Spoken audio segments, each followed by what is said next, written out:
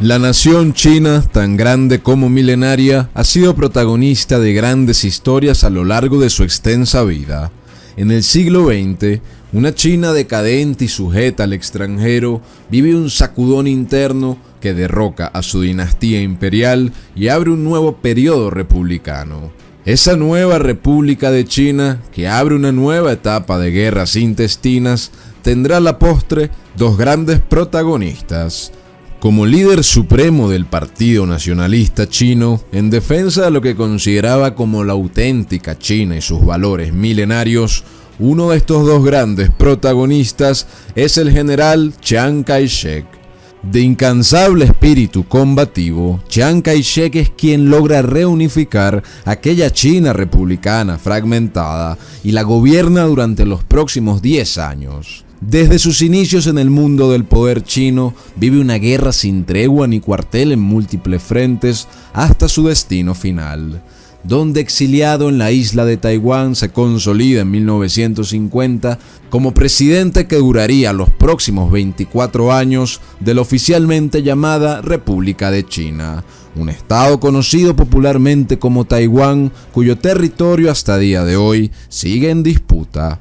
La extraordinaria vida de Chiang Kai-shek, héroe o tirano según algunos, es fundamental para entender la historia del gigante asiático chino. El otro protagonista de esta República de China del siglo XX es el líder comunista Mao Zedong, con quien tendrá una contienda existencial nuestro protagonista del día de hoy. Te invitamos a quedarte hasta el final de este video para conocer esta historia.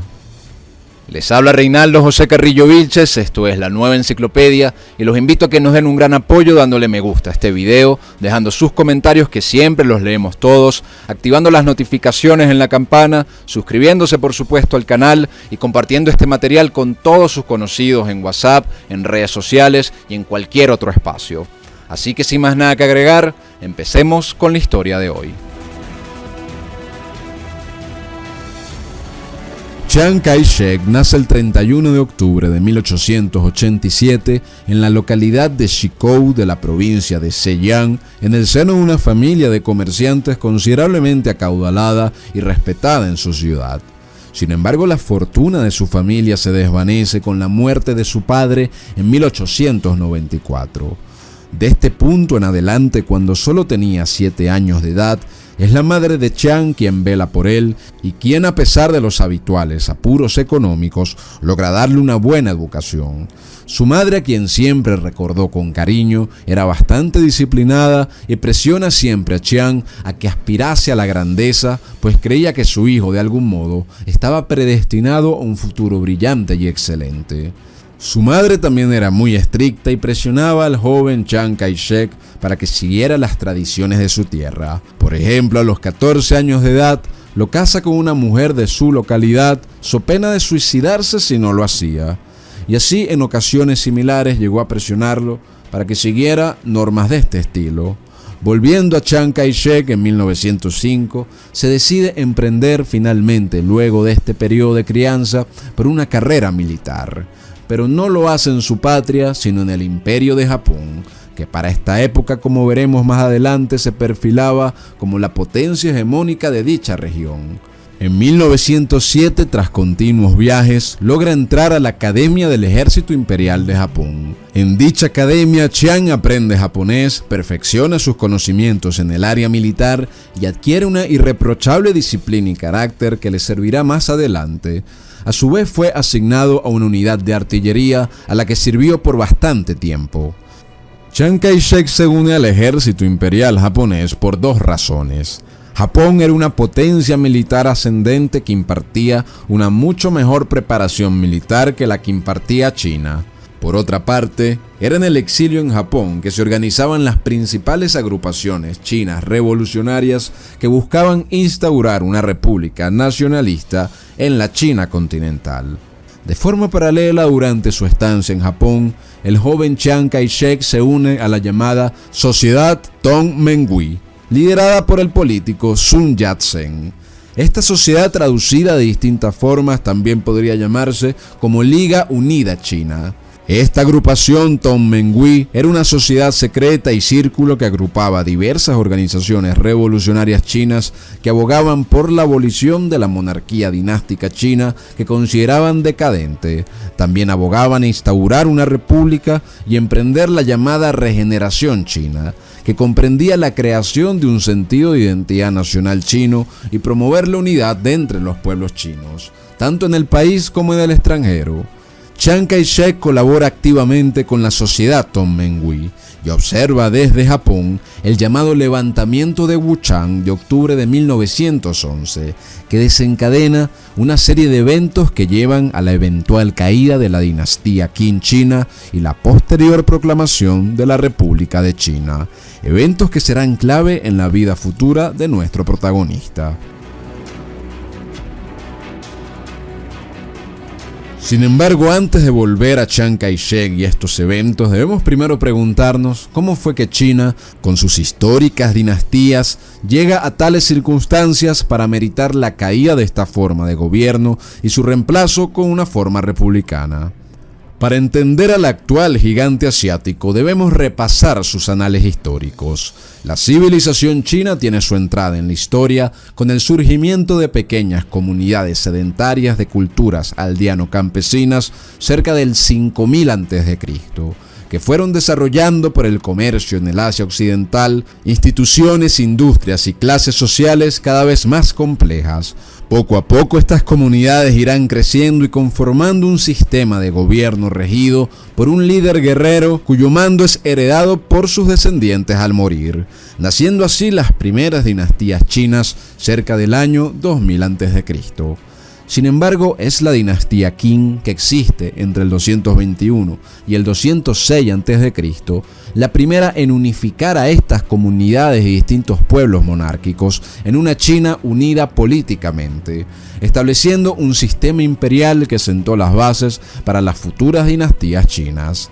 A lo largo de los siglos, varias dinastías como los Han, los Tang y los Ming contribuyen al desarrollo de la civilización china, promoviendo importantes logros en la agricultura, la tecnología, la arquitectura, la cultura y el comercio. Luego de esto, muchos años después, la dinastía Ming termina cayendo ante invasores de la región de Manchuria en el año 1644 y se instaura la llamada dinastía Qing, la cual impone al resto de China tradiciones y costumbres propias de la región de Manchú, hecho por el cual parte de la colectividad china desde entonces hasta la actualidad ha considerado a esta dinastía Qing como invasores de China.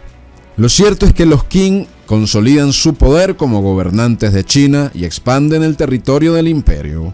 Durante el periodo del Alto Qing, entre 1683 y 1839, bajo emperadores como Kangxi y Qianlong, China experimenta un crecimiento demográfico y económico sin precedentes, acumulando un gran recurso humano y financiero. No obstante, a partir del siglo XIX, la dinastía Qing empieza a decaer. Malos manejos financieros, empobrecimiento de sectores de la población, la competencia por los escasos puestos de la administración imperial van socavando la reputación de la familia imperial a la vez que surgen revueltas populares, como la rebelión de Taiping de 1850 a 1864, que fue una de las guerras más sangrientas de la historia de China y del mundo y deja un presunto estimado de entre 20 a 50 millones de muertos. Al mismo tiempo, de forma externa, la dinastía Qing enfrenta presiones significativas por parte de potencias occidentales como Reino Unido y Francia, que estaban en plena expansión capitalista, así como también enfrenta presiones de Japón, que se estaba convirtiendo en un ascendente hegemónico que aspiraba a la dominación de Asia. Estas presiones, entre otras cosas, eran para que China abriese sus vastos mercados, ricos en población y ricos en recursos, al resto del mundo. A partir del siglo XIX y en el marco del dinamismo cosmopolita de la revolución industrial, estas tensiones entre una sociedad china tradicional y cerrada y la expansión del comercio con Occidente lleva a una serie de conflictos importantes, como la Primera Guerra del Opio de 1839 a 1842 y la Segunda Guerra del Opio del año 56 a 1860. En estos conflictos, China resulta derrotada y debe ceder Hong Kong a Gran Bretaña y otras partes de su territorio, y se ve forzada a abrir el país al comercio y la política de las potencias occidentales bajo las reglas de estas últimas. Futuras nuevas derrotas y humillaciones de China en el campo internacional van alimentando un creciente descontento entre la población china, que fue traducido en un rechazo hacia la dinastía Qing. Posteriormente, la derrota en la Primera Guerra Sino-Japonesa de 1894 a 1895 resulta en la pérdida de influencia china sobre Corea y la cesión de Taiwán al Imperio japonés, lo que menoscaba aún más la soberanía china. Este compendio de hechos a lo largo de los años es llamado por algunos en China como el siglo de la humillación. Durante este siglo de la humillación, la antigua China imperial unificada políticamente empieza a fragmentarse cada vez más respecto a la unión de sus provincias. Y a la par de esto, la dinastía Qing se va volviendo incapaz de modernizar el Estado sobre la base de los cambios que se esparcían en el mundo. Es bajo este escenario y este proceso que llegará el levantamiento de Wuchang de 1911 que comentamos previamente, y más que eso, es que se genera el proceso que hace eventualmente caer a la dinastía Qing y la creación de un nuevo escenario político donde años después debutará Chiang Kai-shek.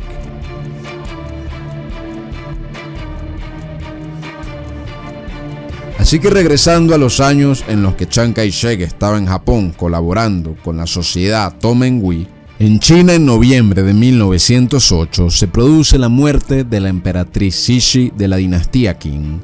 Bajo todas las condiciones previamente mencionadas, poco después, partidarios de la República llevan adelante el levantamiento de Wuchang de octubre de 1911, en el que tienen un papel protagónico altos miembros del ejército de China, organizaciones revolucionarias como el Tomenhui de Sun Yat-sen, gente de la nobleza local y el campesinado. Este levantamiento marca el inicio formal de la revolución de Xinhai, que se irá extendiendo por toda China, en la cual las viejas estructuras dinásticas van siendo reducidas hasta que el 12 de febrero de 1912, el último emperador Qing, llamado Puyi, abdica el trono imperial en favor de los revolucionarios, acabando con más de 2000 años de tradición dinástica en China. Aunque Chiang Kai-shek estaba en Japón, como dijimos, durante estos años formaba parte activa y colaboraba de muchas formas con el Tomenhui de Sun Yat-sen, de quien ya se había vuelto íntimo allegado y amigo. Tras el derrocamiento de la dinastía imperial china, los revolucionarios liderados por Sun Yat-sen establecen en la ciudad de Nanking un gobierno provisional cuya presidencia terminan por delegar en un hombre del ejército llamado Yuan Shikai, en ese mismo 12 de febrero de 1912. Sin embargo, al poco tiempo, Yuan Shikai empieza por concentrar el poder de manera autocrática y se convierte en una suerte de dictador que persigue a todo tipo de oposición política, incluyendo a los nacionalistas revolucionarios de Sun Yat-sen, con quien había colaborado desde un inicio. A su vez, durante el gobierno de Shikai, se van generando en el interior de China una importante cantidad de gobiernos provinciales dirigidos por llamados señores de la guerra, que eran caudillos militares que asumían la jefatura de las provincias y desconocían la autoridad central ante un prácticamente inexistente gobierno a nivel nacional. A la par, en el exterior, todas las potencias extranjeras van a presionar para sacar provecho de esta situación revolucionaria en China. Los británicos instigaban a la región del Tíbet a independizarse y los japoneses empiezan a invadir Shandong y la región de Manchuria para quitarlas de la influencia china. Pero esta dictadura de Shikai, que unificaba precariamente a la nación china, va a culminar con su muerte en 1916. En este momento, los señores de la guerra afianzan su poderío local, mientras que varios de ellos se agrupan en el norte del país bajo el llamado gobierno de Beiyang o gobierno de los señores de la guerra, que tenía sede en Pekín y contaba con reconocimiento de las potencias internacionales. Pero Sun Yat-sen y los nacionalistas chinos desconocen este régimen de los señores de la guerra y establecen su propio gobierno en la ciudad de Cantón, que aunque no gozaba de reconocimiento internacional, para 1920 se establecía como gobierno de facto en el sur de China. Al mismo tiempo, por estos años, dos grandes fuerzas políticas entran en la escena. El Partido Nacionalista, fundado formalmente en 1919 por Sun Yat-sen sobre la base construida en la antigua sociedad Tonmenwi, y nacía también el Partido Comunista Chino, fundado por varias personalidades influidas por los sucesos de la Revolución Rusa, entre las que sobresaldría, con el paso del tiempo, un joven de 28 años de nombre Mao Zedong. Para 1923, como el gobierno de Beiyang o de los señores de la guerra estaba apoyado por las potencias occidentales, el Partido Nacionalista y el gobierno de Cantón buscan hacer una alianza con la Unión Soviética, de donde eventualmente reciben recursos y asesoría directa. El fin de dicha alianza era unificar el Estado y el ejército, tomando control del territorio chino en manos de los señores de la guerra y del gobierno de Beiyang. A nivel geopolítico, varios de los comunistas chinos reciben la instrucción desde Moscú no solo de apoyar al Kuomintang, que era el Partido Nacionalista Chino, sino de infiltrarse en sus filas, manteniendo su identidad de partido separada. Mao Zedong es uno de esos comunistas que en 1923 se une también al Partido Nacionalista o Kuomintang. Y mientras todo esto ocurre, Chiang Kai-shek termina una larga y fructífera formación militar en Japón y decide volver a China. Con su ya estrecha cercanía a Sun Yat-sen y el Partido Nacionalista, en 1924 es nombrado como comandante de la Academia Militar de Whampoa, donde empieza la formación y capacitación de las juventudes leales al Kuomintang, que era lo mismo que el gobierno de Nankín. Chiang Kai-shek empieza a volverse un líder reconocido dentro de las filas del Partido Nacionalista y rápidamente asciende dentro del mismo. Y ya para el año siguiente, el momento estelar de Chiang Kai-shek estaba por llegar. El 12 de marzo de 1925, el gran líder nacionalista chino Sun Yat-sen, líder del Kuomintang, fallece inesperadamente por cuestiones de salud.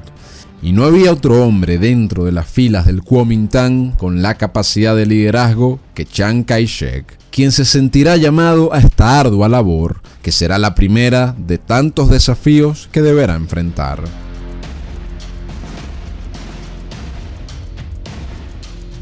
Chiang Kai-shek, una vez llegado a la comandancia del Kuomintang luego de la muerte de Sun Yat-sen, no vacila y se pone manos a la obra. A diferencia de su predecesor Sun Yat-sen, que tuvo acercamientos cordiales con los comunistas, Chiang Kai-shek será más bien bastante reacio y escéptico con dicho partido. Sin embargo, mantiene la alianza con la Unión Soviética que ya había iniciado años atrás, y antes de roces con los comunistas, era necesario antes solucionar un problema mayor, el problema de los caciques feudales al norte del país, apoyados algunos de ellos por las potencias occidentales. De manera que Kai-shek se propone la realización de una gran operación militar y diplomática en alianza con los comunistas para derrotar a los señores de la guerra y reunir a los pueblos chinos bajo un mismo gobierno. Esto conduce a la llamada Expedición del Norte de 1927, que parte desde Cantón. Por un lado, durante el avance de la expedición, numerosos señores de la guerra, tras las presiones del ejército nacionalista chino, deciden más bien unirse al Kuomintang y reconocer al gobierno nacionalista, a cambio de conservar parte de su autoridad local. Por otra parte, se producen duros y cruentos enfrentamientos, especialmente en 1927, con otros señores de la guerra y caudillos militares, y tras un aproximado de 500.000 de muertos luego de sucesivas batallas, las tropas nacionalistas se hacen con el poder. Para diciembre de 1928, los señores de la guerra y los gobiernos provinciales habían sido derrotados, y Chiang Kai-shek lograba así la reunificación de China, procediendo a constituir un gobierno con sede en la ciudad de Nankín, en el cual él ocupa la presidencia.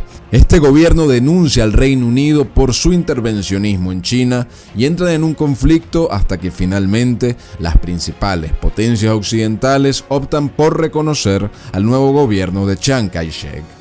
El gabinete de Nankín toma posesión como gobierno nacional con un sistema de partido único, que era el Kuomintang, con el poder ejecutivo concentrado en el comité de dirección, presidido por el comandante en jefe de las Fuerzas Armadas, Chiang Kai-shek.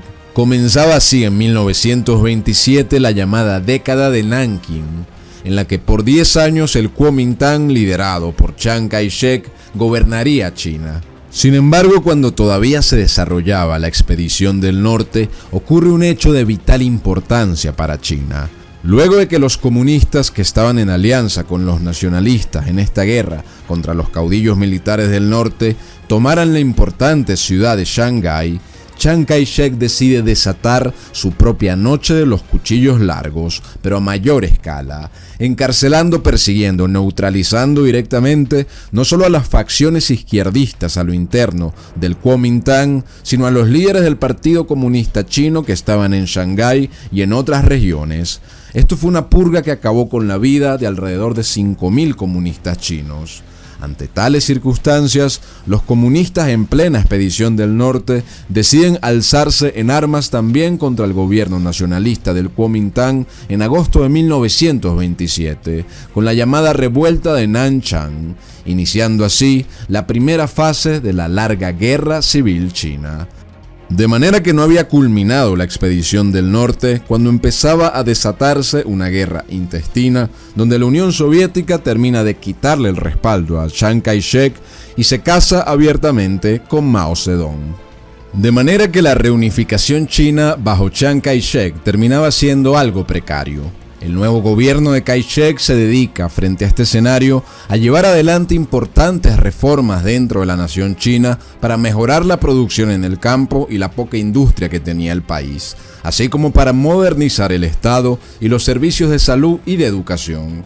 Sin embargo, todo esto queda incompleto porque desde el inicio no dejó de ser un gobierno signado por la guerra civil que empezaba con los comunistas y también por su falta de control para ejercer como gobierno pleno en toda la nación.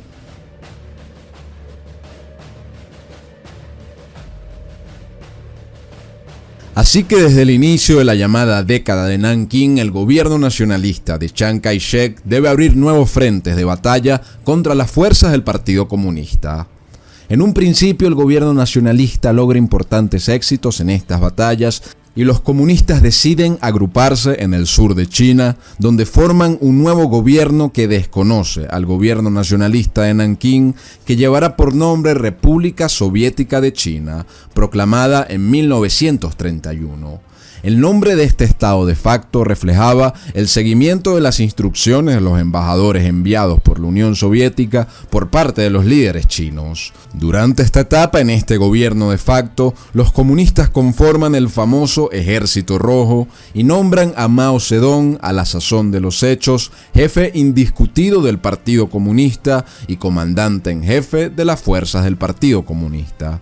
Entre vaivenes y sangrientas batallas continuaban los enfrentamientos entre comunistas y nacionalistas. En medio de una ofensiva feroz de los nacionalistas, los comunistas logran escapar de su casi total aniquilación, emprendiendo en 1934 la llamada Larga Marcha, en la que logran hacer un largo recorrido y reagruparse al norte de China, fusionando el apoyo de la Unión Soviética y los comunistas del norte. Sin embargo, en el punto álgido de la contienda, en medio de este conflicto intestino, siguiendo con sus planes imperiales, el imperio japonés, aprovechando el debilitamiento de la nación china, decide invadir territorio chino en 1937, dando inicio a la Segunda Guerra Sino-Japonesa. Durante la invasión japonesa, comunistas y nacionalistas deciden hacer una tregua y aliarse nuevamente para hacerle frente a los japoneses con el llamado Frente Unido. Esta alianza, sin embargo, no fue del todo eficaz, puesto que los japoneses se hicieron con el control del norte, sur y este de China, así como de sus ciudades principales, solamente logrando que las fuerzas japonesas no avanzaran hacia el interior del país. Vale decir que durante este periodo son los nacionalistas los que más deben enfrentarse a las fuerzas japonesas y por lo tanto sus tropas se ven más mermadas que las comunistas. Esta situación de guerra y de ocupación japonesa en China duró por lo menos 8 años más hasta la rendición definitiva del Imperio japonés en la Segunda Guerra Mundial en 1945. Tras el fin de la ocupación japonesa, las naciones aliadas, principalmente Estados Unidos y la Unión Soviética, comienzan a hacer presencia significativa en la China dividida entre los comunistas y los nacionalistas. En este sentido, el general estadounidense George Marshall funge como mediador en las conversaciones entre el Partido Comunista y el Kuomintang para lograr cesar la guerra civil que todavía estaba inconclusa.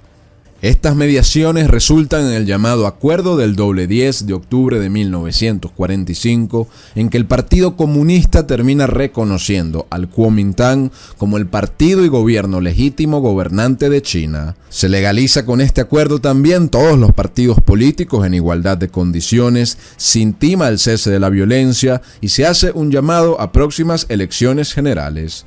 No obstante, las tensiones seguían más vivas que nunca, así como la desconfianza, y muchos creían que estos acuerdos no serían más que letra muerta. Y en efecto, en poco tiempo, Chiang Kai-shek, como jefe de Estado, suprime manifestaciones políticas de los comunistas, se reanuda la violencia política y los nacionalistas terminan persiguiendo y acabando con la vida de nuevos dirigentes comunistas, iniciando así la segunda fase de la Guerra Civil China en julio de 1946. En esta fase los nacionalistas de Kai-shek ahora estaban alineados con los Estados Unidos y recibían cuantiosos suministros, mientras que los comunistas de Mao fueron dotados por la Unión Soviética de asesoramiento técnico, ayuda económica y equipamiento militar. En un primer momento los nacionalistas toman la importante ciudad comunista de Yan'an el 19 de marzo de 1947, haciendo un importante avance. Sin embargo, la estrategia defensiva de los comunistas marcaría la diferencia. Conocida como Guerra Móvil y diseñada por el mismo Mao Zedong, esta táctica militar permitía perder algunas ciudades mientras se mantenía el control sobre las zonas rurales, lo que obligaba al Kuomintang a dividir sus fuerzas y se volvía vulnerable a ataques sorpresivos. Al mismo tiempo, Mao Zedong emplea tácticas como la guerra de guerrillas, la movilización de masas y reformas agrarias que repartían tierra a los campesinos a cambio de que se sumaran al ejército comunista. Así, el 30 de junio de 1947, las tropas comunistas inician una serie de contraofensivas en el noreste y otras áreas del país para recuperar terreno perdido. A medida que avanzaba la guerra, Chiang Kai-shek endurece su gobierno, prohíbe nuevos partidos políticos y aumenta la represión política. Esto lleva a un creciente descontento social que, sumado a la buena propaganda de los rojos, le gana mayor apoyo de la gente hacia el Partido Comunista. En este sentido, a partir de la segunda mitad de 1948, las tropas del Partido Comunista lanzarán 3 ofensivas exitosas. Estas campañas resultaron en victorias decisivas para los comunistas, permitiéndoles consolidar su control sobre el norte y el centro de China. Finalmente, el 31 de enero de 1949, el Partido Comunista toma la ciudad de Pekín tras una serie de operaciones exitosas. Este evento significó el punto de no retorno en la victoria de Mao Zedong. Los nacionalistas solo controlaban unas pocas ciudades del sur y ante nuevas derrotas y la presión creciente de los comunistas, Chiang Kai-shek decide renunciar a la presidencia de la República de China y huir a la isla de Taiwán con cerca de 2 millones de soldados del Kuomintang y todos los recursos de su gobierno central. Tras la huida, el resto de los centros urbanos en manos nacionalistas en China caen ante los comunistas sin resistencia significativa. El paso culminante de esta gran contienda se llevó a cabo tras la primera sesión plenaria de la Conferencia Consultiva Política del Pueblo Chino en Pekín, donde se proclama oficialmente la fundación de la República Popular China y se establecen las bases para su gobierno central el 1 de octubre de 1949, siendo proclamado Mao Zedong como líder supremo hasta su muerte en 1976, habiendo así vencido frente a su máximo rival en China, llamado Chiang Kai-shek.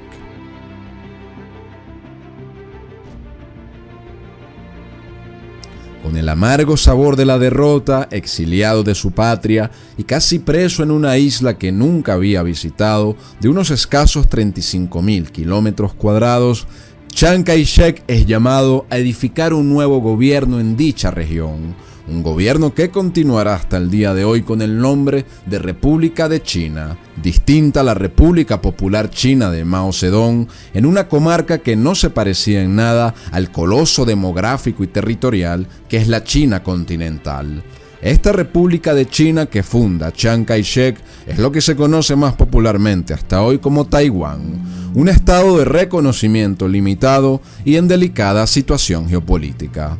Y el mandato de Chiang Kai-shek no sería cualquiera, sino que gobernará a la República de China o Taiwán por 24 años mediante continuas reelecciones. Desde su inicio, frente a la amenaza de la China comunista continental que todavía seguía y seguiría ahí, declara una ley marcial en su nuevo gobierno que acentúa las limitaciones y la persecución contra taiwaneses que estuviesen conexos al Partido Comunista Chino y miembros de la oposición al Kuomintang. Ciertamente su gobierno no estuvo exento de numerosas críticas y acusaciones, pero siempre mantuvo un importante respaldo dentro de aquel estado que él y el Partido Nacionalista habían fundado.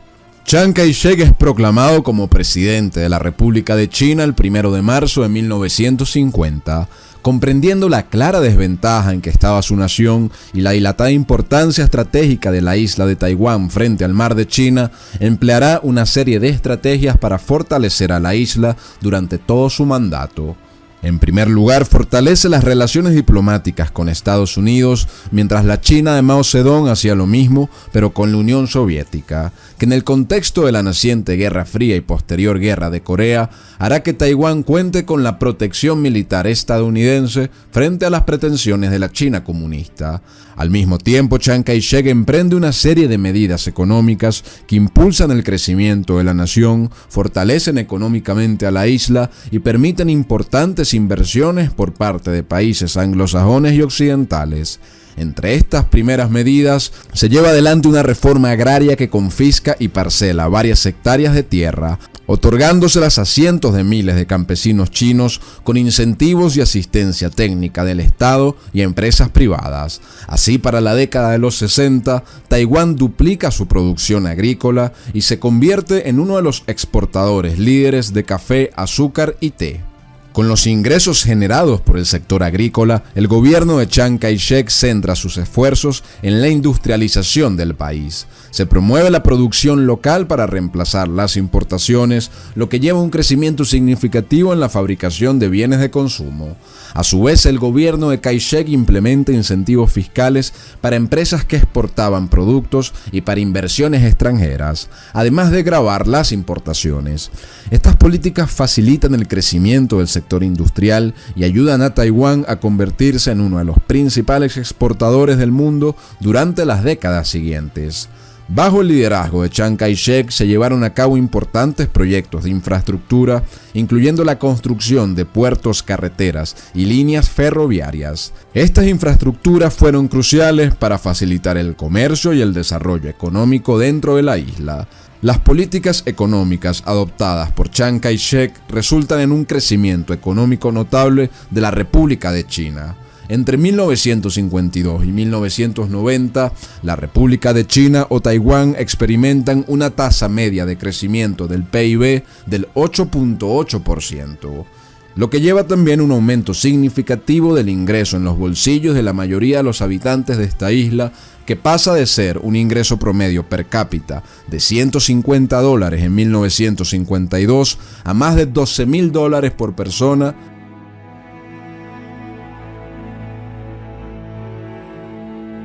Pero a pesar de lo conseguido en Taiwán, las añoranzas de Chiang Kai-shek se centraban en esa idea de la China grande e imperial que había formado desde sus años jóvenes en Japón, una China que buscaba revitalizarse de la decadencia de la dinastía Qing. En el fondo, el líder del Kuomintang no perdía la esperanza, a pesar de que cada día yacía más remota, de volver a la China continental y consolidar la unidad nacional de las dos Chinas. Con esta aspiración, pero muy lejos de realizarla, Chiang Kai-shek muere a los 87 años de edad el 5 de abril de 1975. Protagonista de una vida intranquila y aventurera, pero también testigo de una tragedia que lo embargó hasta sus últimos días.